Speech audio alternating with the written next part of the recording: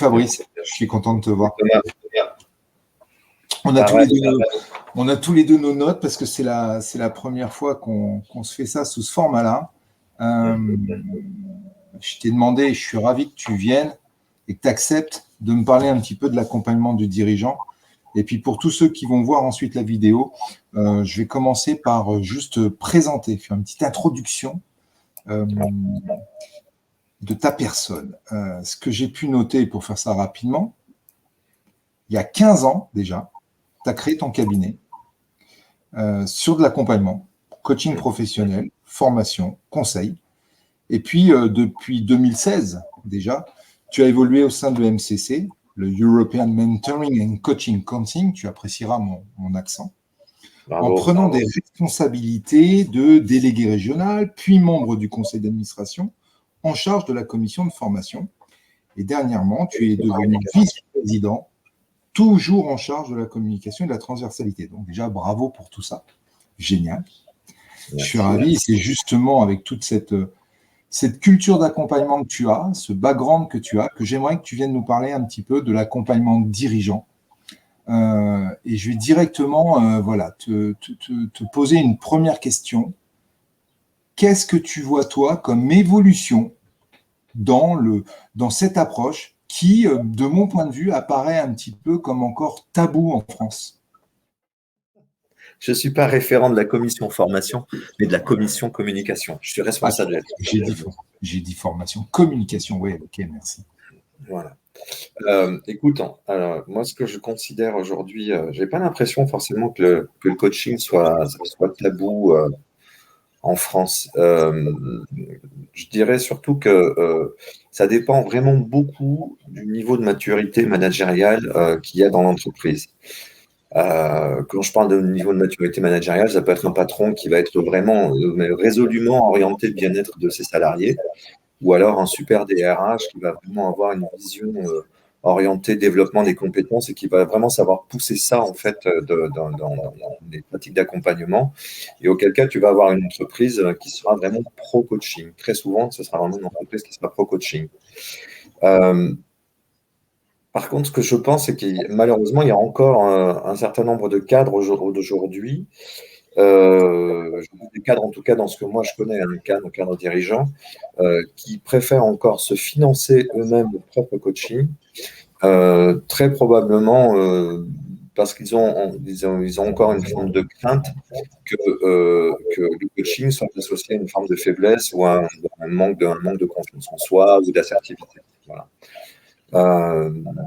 Donc, il y a encore cet équilibre-là. Je pense qu'on a encore un peu de travail à faire, justement pour continuer à valoriser en fait notre pratique, parce que quelque part, un cadre qui choisit de se financer en fait lui-même son propre coaching, c'est quand même quelqu'un aussi qui choisit résolument de s'orienter sur la voie de l'amélioration. Donc, on a vraiment, je pense qu'on a tout intérêt, et l'entreprise, et nous, on est aussi, que ce soit au sein de l'EMCC ou moi, après, simplement en tant que coach professionnel, voilà, de continuer en fait justement à valoriser notre pratique. Voilà. Et comme dirait Vincent Lénart, nous savons que les besoins sont immenses, par contre les demandes qui sont limitées, quoi. Donc, ce que j'espère, c'est qu'on va réussir à un moment à inverser cet équilibre et faire en sorte que le coaching puisse être totalement démocratisé. Ok. Et est-ce que tu peux préciser par rapport à toutes ces dynamiques ce que ça apporte vraiment aux dirigeants? Oui. Moi, ce qui me frappe en fait le plus souvent, c'est un intérêt du dirigeant pour sortir de son rôle de dirigeant, justement, à un moment. C'est-à-dire qu'on n'est plus du tout dans un rôle de décideur. En tout cas, c'est quelqu'un qui réfléchit à sa posture de décideur. Ce qui me frappe le plus, souvent, c'est qu'en fait, un dirigeant qui souhaite se faire accompagner, c'est quelqu'un qui a envie de rompre avec la solitude du dirigeant, justement. En fait, c'est une manière de s'occuper de soi pour mieux, en fait, après s'occuper des autres.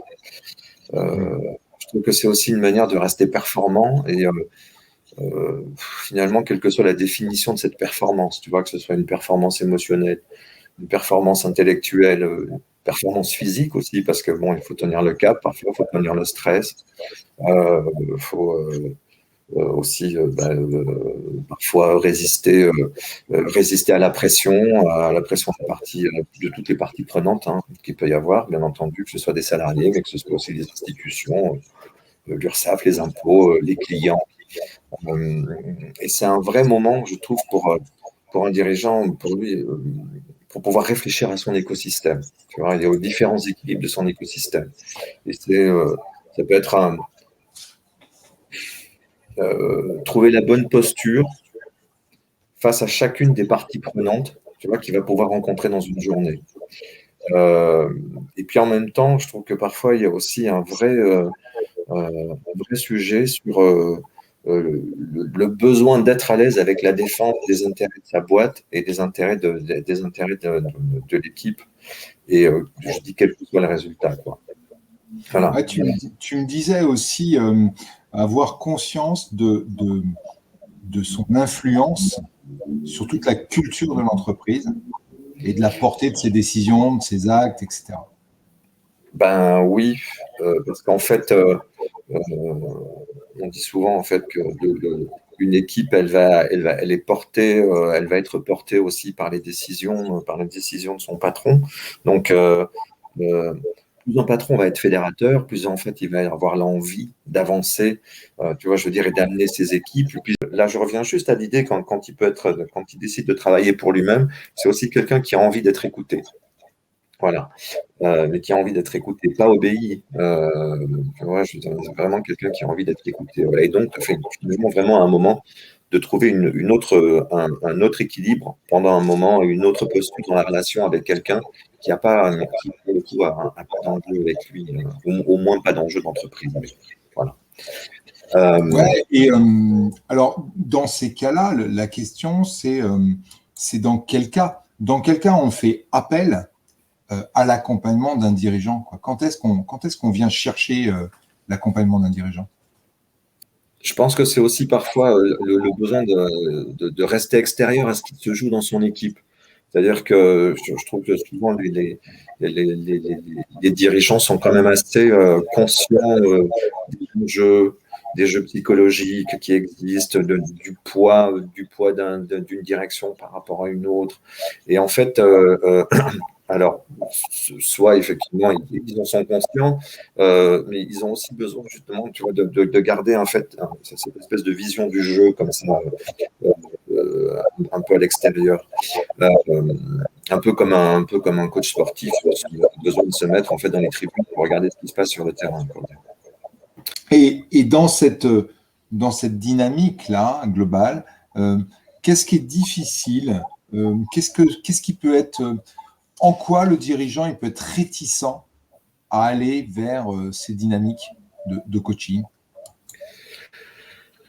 Alors parfois, je trouve qu'il y a des choses qui sont très pratico-pratiques. Déjà, passer le pas. Tu vois, c'est-à-dire oser dire à un moment, d'accord, je vais simplement rentrer dans une forme de confrontation bienveillante avec quelqu'un. Voilà. Ça, je dirais, c'est le premier saut quantique parfois. C'est se donner réellement le temps aussi pour ces séances de coaching. Tu vois, et donc, ça veut dire tenir aussi ses engagements de séance, malgré tout. C'est faire de son coaching une priorité. Une priorité parce que retrouver en fait une forme de sérénité ou chercher une forme de sérénité ou réfléchir aux équilibres, c'est aussi après un moment à avoir conscience qu'on va avoir un impact important sur l'ensemble de son équipe. Donc faire évoluer sa posture de dirigeant, faire grandir soi-même dans sa posture de dirigeant, ça aura forcément un impact aussi sur les autres. Et cette transformation-là, parfois, comme pour n'importe quelle personne, peut faire peur, peut inquiéter au moins pendant un moment. Comment tu appréhendes, toi, le fait que certains dirigeants, et au départ, moi, c'est ce qu'ils me disent, quand tu vois les dimensions qui les amènent à avoir un peu de regard introspectif sur ce qu'ils sont, sur ce qu'ils portent, etc., il y a des fois un frein, rentrez pas dans ma tête, soyez, là, on va sur des dimensions qui me perturbent. Ben, en fait, je pense que c'est souvent des personnes, au moins ceux que j'ai pu rencontrer jusqu'à présent, où la gestion des émotions est quand même énormément contenue, quoi. Donc, il y a quand même une couche épaisse, tu vois, qui est importante, en fait, à rendre, je dirais, à rendre plus fine pour qu'il puisse y avoir, en fait, une relation de confiance intéressante et importante qui puisse se passer avec, avec son coach. Euh, Moi, je dirais que le fait d'être celui qui décide, de toute façon, t'isole quand même naturellement. Même si tu décides après de ne pas décider tout seul, bien entendu, mais quand même au bout du compte, malgré tout, je veux dire, quand c'est ta boîte, quand c'est ce que tu as créé depuis longtemps et dans lequel après tu intègres des gens qui viennent consolider le projet commun, euh, tu sais de toute façon que euh, je trouve en tant que dirigeant, tu as une conscience sociale et sociétale en fait. Tu vois, je veux dire que tu as un sens des responsabilités. Tu sais que ça, je sais pas si tu as 100 collaborateurs, potentiellement sur le territoire, c'est 100 familles. Et du coup, je pense que si tu veux, tout ça, ça verrouille de temps en temps aussi certaines attitudes. Ça peut créer des formes de tension aussi, justement. Et parfois, dans ces formes de tension-là, tu peux aussi rater en fait un objectif ou tu peux rater. Euh, Enfin, tu peux avoir des décisions finalement, si tu veux, qui peuvent avoir un impact important, que ce soit sur tes résultats, que ce soit sur ton personnel, que ce soit en fait de clients que ratent. Et On avait mis ensemble aussi, que je fais défiler dans le boulot, dans le bandeau, pardon, une logique de recherche d'immédiateté. Souvent, il veut que ça performe, ouais, il veut aller vite. ouais, Et ouais, ça, c'est un frein. ça c'est certain. Dans l'idée que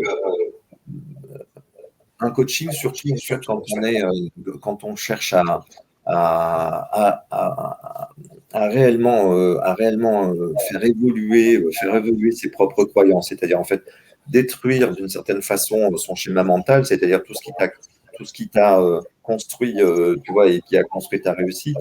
Et puis d'un seul coup, tu t'aperçois que ce qui t'a construit parfois finalement ben, n'est plus suffisant pour pouvoir aller plus loin. Voilà. Bon, mais ce niveau-là, parfois effectivement, est un peu, enfin, peut être un peu angoissant. Et en même temps, c'est vrai que travailler là-dessus, c'est aussi apprendre la patience.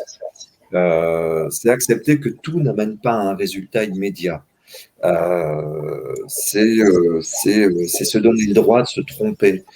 C'est se donner le droit, justement, à un moment de pas avoir de visibilité immédiate, parce qu'il peut encore y avoir des choses parfois qui résistent dans la tête, hein, tu vois.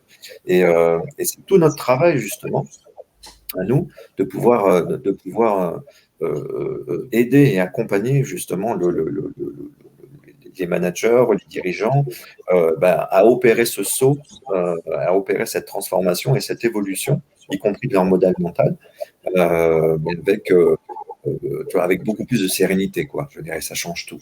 Ça change tout. Alors, justement, tu es à l'EMCC, et puis dans le MCC, il y a le M de mentorat. Et pour des gens qui sont pas très enclins ou qui veulent pas aller dans la dimension du coaching, il y a la dimension du mentorat. Est-ce que tu peux nous en parler un petit peu sur cette dimension du mentorat? Euh, c'est vrai que pour le mentorat, on est beaucoup plus en fait dans l'idée d'aider le dirigeant à étoffer son expérience et son expertise métier. Et du coup, si tu deviens en fait un mentor pour un dirigeant, c'est qu'en fait, tu vas aller chercher à lui faire bénéficier de ta propre expérience aussi. Euh, le, le- le Ça, mentorat, c'est hyper important, hein, ce que tu dis, hein. Cette différence-là d'être sur une dimension centrée sur l'expérience du mentor, et il va la donner au mentoré, versus une dynamique de travail qui porte sur le coacher, où lui, on va travailler sur lui, sur la recherche de nouveaux équilibres ou de nouvelles représentations dans la relation à l'autre, ou aux objets, ou aux problèmes, ou aux dynamiques. C'est quand même une différence majeure pour un sujet qui finalement est souvent englobé. Oui. Oui, parce qu'en plus, souvent, les dirigeants, quand on a, enfin, et pas que les dirigeants en plus, hein, je veux dire, les personnes qui viennent se faire coacher, on a toujours une question un peu rituelle qui est, ben, d'après vous, qu'est-ce que c'est que le coaching? Et allez, 4 fois sur 5, ben, c'est quelqu'un qui va te dire, ça va être, vous allez me donner des conseils. Voilà. Et dans le coaching, effectivement, on peut de temps en temps éventuellement donner un conseil réellement si la personne en plus le demande vraiment, d'accord, et en prenant toutes les dispositions nécessaires pour dire attention, ça, je veux dire, ça n'est vraiment que ma perception.